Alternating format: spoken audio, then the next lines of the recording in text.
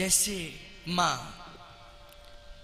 बेटे को संभालती है, बाप उतना नहीं संभालता है जितना माँ संभालती है। क्यों संभालती है ना माँ? बाप भी संभालता है लेकिन माँ से ज्यादा नहीं। माँ ने कितने बार संभाला, जरा सुनना, एक बड़ा सुंदर भाव है। 9 महीने तक अपने उदर में संभाला। अगर माँ के सामने 56 प्रकार के व्यंजन आ गए और कोई व्यंजन उन 56 प्रकार के व्यंजनों में भी कोई बहुत ही उसका प्रिय व्यंजन है, तो उसने एक बार हाथ बढ़ाया, उसे उठा लिया और उठा के जीभ पर भी रख लिया। लेकिन उदर में पलने वाले अपने बेटे की याद आ गई कि ये व्यंजन मुझे तो टेस्टी लगेगा, स्वादिष्ट लगेगा, लेकिन मेरे बेटे को नुकसान पहुंचाएगा। चाहे बेटी हो चाहे बेटा हो, मेरा बालक मेरे उदर में है, मेरा बेटा मेरे उदर में है। अगर मैं इस व्यंजन को ग्रहण कर लूंगी तो बहुत नुकसान होगा। तो जिह्वा पर आया हुआ व्यंजन भी बेटे के कारण वो उसे जीभ से दूर कर देती है।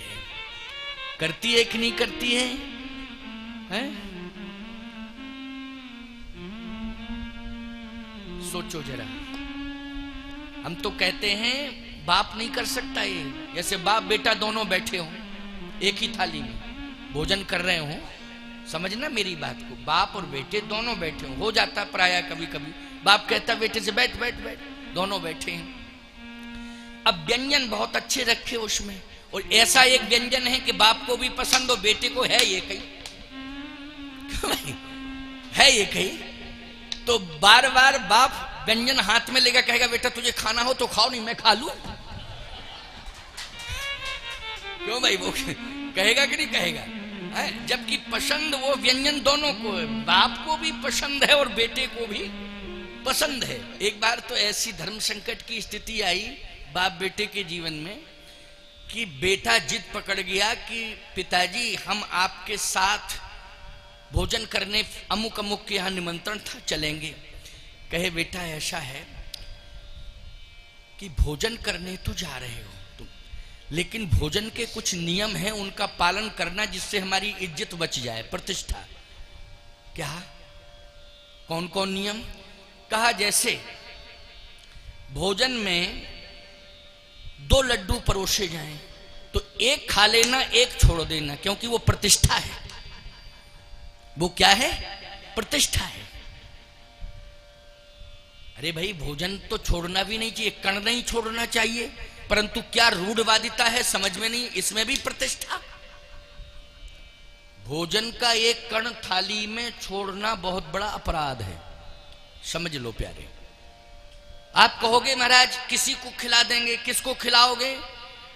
अरे कोई भी जीव जंतु को, जानवर को खिला देंगे। नहीं, खिलाना है तुम्हें तो जूठा क्यों खिला रहे हो? खिलाने की भावना ही है तो उसे स्वच्छ खिलाओ ना। बोलो, जिसे तुम जूठा खिला रहे हो, अगर अगले जन्म में उस योनि में तुम जाओगे और तुम्हें जूठा मिलेगा तो क्या सोचो, जरा परिकल्पना करो तुम पे क्या बीतेगी। बोलो क्या बीतेगी। इसलिए नहीं, भोजन उतना ही लो जितना तुम्हारे अंदर ग्रहण करने की क्षमता हो। अन्न को कभी बर्बाद नहीं करना चाहिए। लेकिन उस बाप ने कह दिया कि बेटा अगर 2 लड्डू हों तो एक खा लेना, एक छोड़ देना, दोनों मत खाना, क्योंकि वो प्रतिष्ठा है। अब लड्डू परोसे गए साहब। अब वो बेटे को इतना टेस्टी लड्डू लगा कि दूसरा भी खाने को तैयार। अब वो बार बार लड्डू देखे, वो बाप को देखे, लड्डू देखे, बाप को देखे। बाप बोला क्या बात है? बेटा बोला बात यह है प्रतिष्ठा खा जाऊं, मेरा मन कर रहा है। अरे राम राम राम राम, सोचो जरा, बड़ी विडंबना है।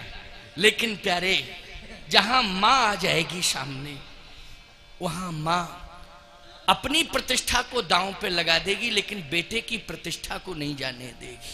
जंतु को, जानवर को खिला देंगे। नहीं, खिलाना है तुम्हें तो जूठा क्यों खिला रहे हो? खिलाने की भावना ही है तो उसे स्वच्छ खिलाओ ना। बोलो, जिसे तुम जूठा खिला रहे हो, अगर अगले जन्म में उस योनि में तुम जाओगे और तुम्हें जूठा मिलेगा तो क्या सोचो, जरा परिकल्पना करो तुम पे क्या बीतेगी। बोलो क्या बीतेगी। इसलिए नहीं, भोजन उतना ही लो जितना तुम्हारे अंदर ग्रहण करने की क्षमता हो।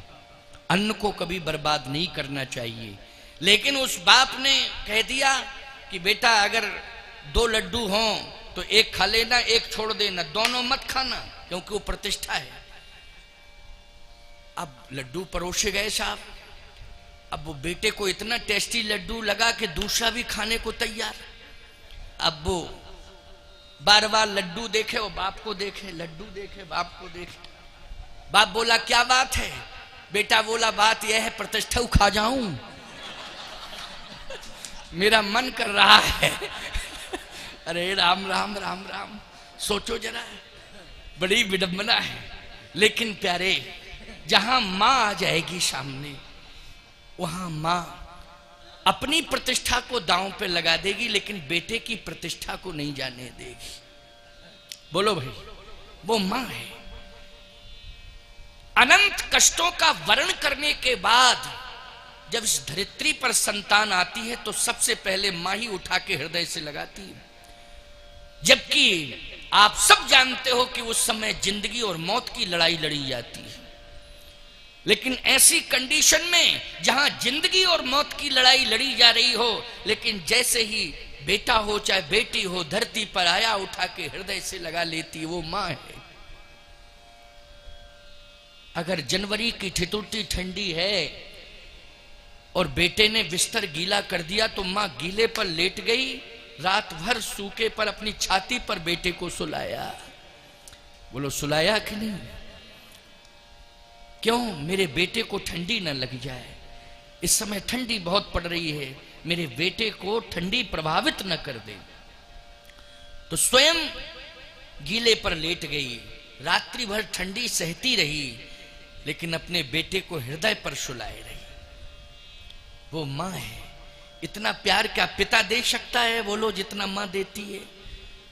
चम्मच में दूध भी रखा तो 10 बार फूंक लिया कि कहीं दूध गर्म ना हो, बेटे के मुंह में छाले ना पड़ जाए।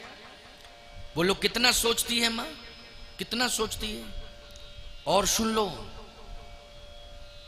बेटा छोटा है, मां गृह कार्य में संलग्न है, मान लीजिए भोजन ही बना रही है, चलिए अब वो इस कंडीशन में है कि बेटे को संभाल नहीं सकती है, क्योंकि हाथ गीले हैं, आटा लगा रही है, आटा गूंथ रही है, हाथ गीले हैं और बेटे को संभाल नहीं सकती। वो बेटा रो रहा है तो वो अपने पति की ओर देखती है, वो कहती है 10 मिनट के लिए इसको संभाल लो, केवल 10 मिनट के लिए। तो वो भी कहता है क्यों नहीं, बिल्कुल। वो उठाता है बेटे को, क्योंकि रो रहा है। वो उठाया, बाप ने हाथ में लिया, लेकिन रोना बंद नहीं किया उसने। फिर उसने हिलाया जुलाया, हुआ है, रहुआ है, बहुआ है, जाने क्या क्या कौन कौन सी भाषाएं बोलते रहते हो उसको छुपाने के लिए, लेकिन वो चुपता नहीं है। सुनो, वो चुपता नहीं है। उसके रोने का एक्सीलेटर बढ़ता ही जाता है। एक्सीलेटर ही है भाई, क्यों भाई, रोने वाला तेज गति से वो रोना शुरू करता है, वो चुपता नहीं है। तब पिता अपने आपा को खो देता है। बोलो खो देता है कि नहीं। और रसोई में झुंझला के अपनी संतान को ले जाता है, कहा संभालो, इसने बुद्धि खराब कर दी मेरी, यही कहता है वो। लेकिन धन्य है वो मां, जैसे ही बेटे को रोता देखती है तो हाथ में हाथ धो करके आती है और हाथ में लेती है बेटे को। तो बेटा रो रहा था, लेकिन मां के हाथ में जैसे ही आया बेटा सोने लगा, रोना बंद, सोना शुरू। बोलो ये किसके हाथों की ताकत है, जल्दी बताओ। ये मां के हाथ की ताकत है। तो भगवान कहते हैं मैं अपने भक्त को मां बन के संभालता हूं, पिता बन के नहीं। करऊं सदा तिनकी रखवारी और जिम बालक राखें महतारी। यहां बाप नहीं बना परमात्मा, बोलो क्या बना, भक्त की रक्षा के लिए। मां बना, मां, बाप नहीं बना, जबकि वो परम पिता है। बोलो है परम पिता कि नहीं? पिता नहीं परम पिता है, लेकिन वो क्या बनता है नारद के लिए? मां बनता है। बोलो बनता है। प्रहलाद के लिए क्या बनता है? मां बनता है। प्रहलाद के लिए मां बन गया। प्रहलाद को हाथों में लिया, हृदय से लगाया। बोलो मां यही तो करती है। दुखी बेटे को, रोता हुआ बेटे को देखती, हाथों में लेती, हृदय से लगाती है। प्रहलाद के लिए भी वो मां बन गया, ध्रुव के लिए भी मां बन गया। परमात्मा भक्तों के लिए मां बनता है। क्या बनता है? मां की भूमिका का निर्वाह करता है। नारद के लिए भी यहां मां बन गया, रक्षा कर ली नारद की। सावधान, दाम्पत्य जीवन मनु शत्रुपा की तरह जीना चाहिए। आपके लिए बड़ी प्रेरणादायी चर्चा है ये। मनु शत्रुपा की तरह दाम्पत्य जीवन जियो।